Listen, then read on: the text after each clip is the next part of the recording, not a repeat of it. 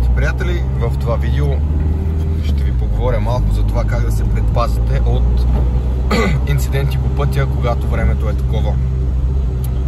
Преди замръзване, влажно, пътя е хлъзгав и хората са по-стреснати на пътя от обикновен. Това, което често се случва и съм наблюдавал, е, че инцидентите стават при такова време поради две причини. Хората са по-изплашени отколкото трябва, което е първата.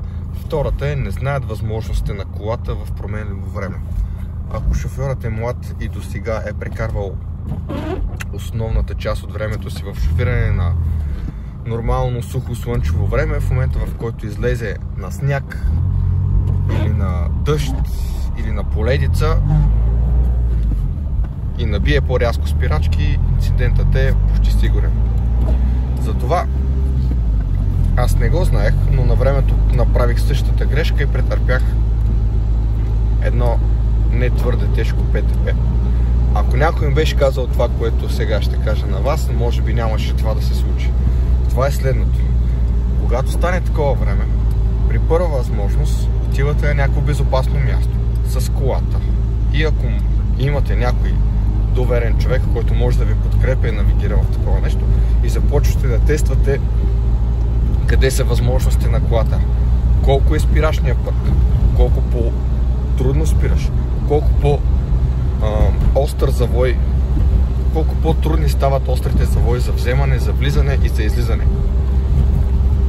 Аз всеки сезон, когато падне снегът, изчаквам да намеря някакво безопасно място и нарочно засилвам колата повече отколкото трябва, без да има кого да застраши, разбира се, и натискам рязко спирачките, за да се запознае тази година колата как може да ме изненада, ако стане някакъв такъв проблем на пътя.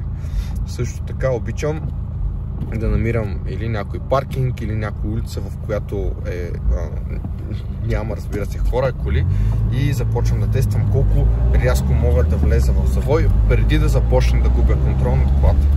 И в 90% от случаите всичко е много по-безопасно, просто ако се движа с около 10-20 км на час под това, което съм стигнал, или гледам да спазвам ограничението.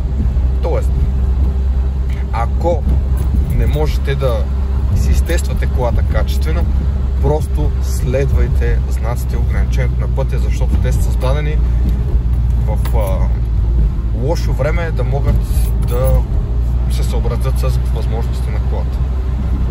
И ако можете, кое според мен е доста по-полезно, хващате някой затворен паркинг, в който няма коли, отивате на някой полигон и започвате да тормозите колата по всевъзможни начини.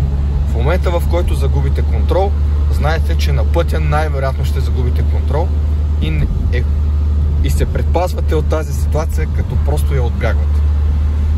Това е от мене.